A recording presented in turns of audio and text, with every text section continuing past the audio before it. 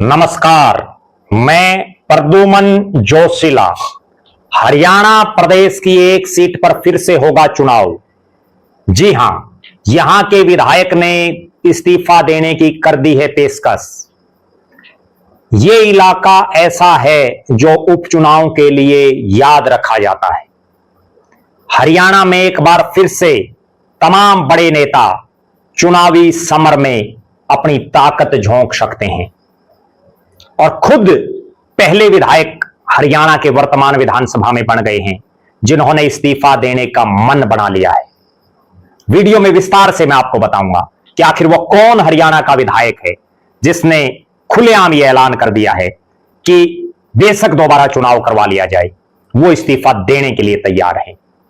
विस्तार से देखने से पहले आप सभी दर्शकों से यह अनुरोध है कि YouTube पर हमारे चैनल को सब्सक्राइब करें, बेल आइकन घंटी का बटन अवश्य दबाएं, वीडियो को ज्यादा से ज्यादा शेयर करें, वीडियो को ज्यादा से ज्यादा हाइप जरूर करें, अपने विचार कमेंट के माध्यम से जरूर लिखें। जो दर्शक निष्पक्ष, निर्भीक और स्वतंत्र पत्रकारिता में विश्वास रखते हैं वो हमें निरंतर आर्थिक सहयोग जरूर करें। उसके लिए आप हमारे मोबाइल नंबर 94 166 74 472 94166 74472 पर गूगल पे या फोन पे जरूर करें। अब मैं आपको बताने जा रहा हूं एक ऐसी खबर जिसको देख करके सुन करके आप भी चौंक जाएंगे। लगभग 9.5 महीने बाद हरियाणा प्रदेश के एक वर्तमान विधायक ने डंके की चोट पर ऐलान कर दिया है कि वो इस्तीफा देने के लिए तैयार है। फिर से करवा लीजिए चुनाव। और ये ऐसे विधायक हैं जिनके पिता ने भी पिछली बार विधानसभा के सदस्यता से इस्तीफा दे दिया था। विधायक महोदय का नाम अर्जुन चौटाला, रानिया से विधायक, इंडियन नेशनल लोकदल के केवल 2 विधायक, उनमें से एक अर्जुन चौटाला। और उन्होंने डंके की चोट पर कह दिया है कि उनका इस्तीफा लेकर के फिर से चुनाव करवा लिया जाए। क्यों आई ऐसी नौबत, इस पर हम आपको विस्तार से बताएंगे। उससे पहले आपको बता दूं, यह रानिया विधानसभा क्षेत्र परिसीमन में बनाया गया। 2009 में यह पहला चुनाव होता है। इस पूरे इलाके में परिसीमन से पहले भी और परिसीमन के बाद भी चौधरी देवीलाल के परिवार की तूती हमेशा से बोली है। 4 चुनाव इस विधानसभा क्षेत्र में हुए। चारों बार चौधरी देवीलाल के परिवार की पार्टी या चौधरी देवीलाल के परिवार का सदस्य इस इलाके से जीता। 3 बार यहां इंडियन नेशनल लोकदल जीती और 1 बार निर्दलीय चौधरी देवीलाल के बेटे चौधरी रणजीत सिंह जीते। 2009 में यहां पहला चुनाव होता है परिसीमन के बाद। किरसन कंबोज, कोई बहुत जाना पहचाना चेहरा नहीं, उनको इंडियन नेशनल लोकदल चुनावी मैदान में उतारती है और किरसन कंबोज यहां से पहले विधायक बनते हैं। उसके बाद दूसरा चुनाव यहां होता है 2014 में और यहां से रामचंद्र कंबोज विधायक बनते हैं। वो भी कोई बहुत जाना पहचाना चेहरा तब तक इस इलाके में नहीं था, इंडियन नेशनल लोकदल के प्रत्याशी। तीसरा चुनाव यहां 2019 में होता है। चौधरी रणजीत सिंह, चौधरी देवीलाल के बेटे, निर्दलीय चुनाव लड़ते हैं और चुनाव जीत जाते हैं। और बड़ा गजब संयोग, तमाम बड़ी पार्टियों के नेताओं की जमानत जब्त होती है इस चुनाव में। चौथा चुनाव 2024, चौधरी देवीलाल के पड़पोते, इंडियन नेशनल लोकदल के प्रत्याशी अर्जुन चौटाला यहां से चुनाव जीतते हैं। चुनाव जीतने के बाद 9.5 महीने तक कोई बहुत बड़ी हलचल इस इलाके में नहीं हुई। हां, कांग्रेस प्रत्याशी सौमित्र कंबोज ने इस चुनाव को का जो परिणाम आया, जो उसकी काउंटिंग हुई, उसको कहीं ना कहीं चैलेंज करने का काम किया। तब यह सीट चर्चा में आई। अब 9.5 महीने के बाद गोपाल कांडा का एक बयान आता है कि खट्टर साहब के कहने से, मनोहर लाल खट्टर के कहने से अभय सिंह चौटाला के बेटे अर्जुन चौटाला की उन्होंने मदद की और उस मदद की वजह से अर्जुन चौटाला चुनाव जीते हैं, वरना अपने पिता अभय सिंह चौटाला की तरह हार जाते। और यह बयान क्यों आया? क्योंकि उससे पहले अभय सिंह चौटाला कई बार सार्वजनिक प्लेटफॉर्मों पर बात कर चुके हैं कि अगर वो गोपाल कांडा से समझौता ना करते तो एलनाबाद से चुनाव जीतते। गोपाल कांडा से समझौता करना उनकी सबसे बड़ी कमी रही। खुद अभय सिंह चौटाला ने माना है, सबसे बड़ी गलती माना है।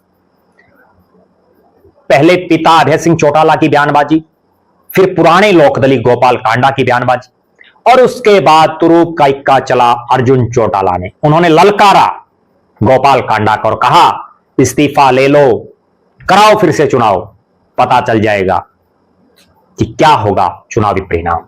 अब रानिया की जनता इंतजार कर रही है कि विधायक महोदय क्या अपनी बात पर खड़े रहते हैं, क्या वो भी अपने पिता अभय सिंह चौटाला की तरह दरियादिली दिखाते हैं, जिन्होंने 13 महीने चले देश के बहुत बड़े किसान आंदोलन में इस्तीफा देने वाले पूरे देश के इकलौते सांसद विधायक, इकलौते वो बने।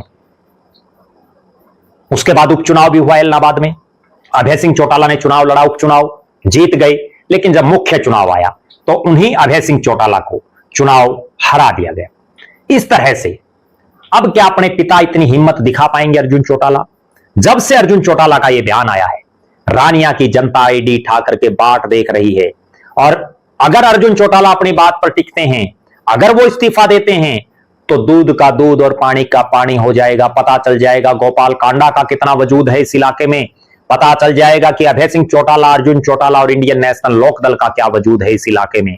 और यह भी पता चल जाएगा कि चुनाव हारने के बाद कांग्रेस में कितना दमखम और बचा है। और सबसे बड़ा इस बात का भी पता चलेगा कि चौधरी देवीलाल के बेटे रणजीत सिंह चौटाला आज किस पायदान पर हैं। अर्जुन सिंह चौटाला पर सबकी नजरें हैं, क्योंकि हमने अक्सर देखा है राजनीतिक आदमी एक हवा बनाने के लिए, मार्केट में रहने के लिए, जनता में बने रहने के लिए, चर्चा में रहने के लिए इस तरह की हवाई बयानबाजी कई बार दे देते हैं। लेकिन अब क्या अर्जुन चौटाला अपनी बातों पर अडिग रहेंगे? क्या देंगे वो वास्तव में इस्तीफा? हरियाणा प्रदेश में हमने पहले भी आपको बताया था कि 2019 से 2024 की टर्म में भी 3 उपचुनाव हुए, जिनमें एक चुनाव श्री कृष्ण हुड्डा जो बड़ौदा के विधायक थे, बड़ौदा के, उनके आकस्मिक निधन से हुआ। एक उपचुनाव इलाहाबाद में अभय सिंह चौटाला के इस्तीफे से हुआ। एक उपचुनाव आदमपुर में कुलदीप बिश्नोई के इस्तीफे से हुआ। और इस बार भी हमने पहले भी यह संभावना जताई थी कि कोई ना कोई उपचुनाव जरूर होगा। लगातार परिस्थितियां बन रही हैं, कई सीटों पर बन रही हैं उपचुनाव होने की, क्योंकि कई विधायक ऐसे हैं जो कोई अपनी पार्टी से नाराज है, कई ऐसे हैं जिनकी महत्वाकांक्षाएं बहुत ज्यादा हैं, उस पर हमारी निगाहें बनी रहेंगी। अब जो अर्जुन चौटाला ने बात कही है, आप दर्शक भी ये बात नोट कर लें कि क्या अर्जुन चौटाला अपने पिता की तरह अपनी जुबान पर रहेंगे? क्या अर्जुन चौटाला ने जो बात कही है उस पर वो अडिग रह करके इस्तीफा देंगे और फिर से करवाएंगे रानिया में इलाहाबाद की तरह उपचुनाव? हमारी नजरें इस चीज पर बनी रहेंगी। आप दर्शक भी कमेंट करें, अगर रानिया में उपचुनाव हो जाता है तो कौन जीतेगा, इंडियन नेशनल लोकदल, चौधरी रणजीत सिंह या कांग्रेस के प्रत्याशी? जरूर कमेंट करें। आप यह भी कमेंट करें कि आपके इलाके का जो विधायक है क्या वो भी कहीं इस्तीफा दे सकता है? लगातार हमारे साथ बने रहें। हमारी नजरें अर्जुन सिंह चौटाला के इस राजनीतिक वक्तव्य पर लगातार बनी रहेंगी। अगर वो इस्तीफा देते हैं तो भी हम उनकी बड़ाई करेंगे, और अगर वो इस्तीफा नहीं देते हैं तो बार बार उनको याद जरूर दिलाते रहेंगे।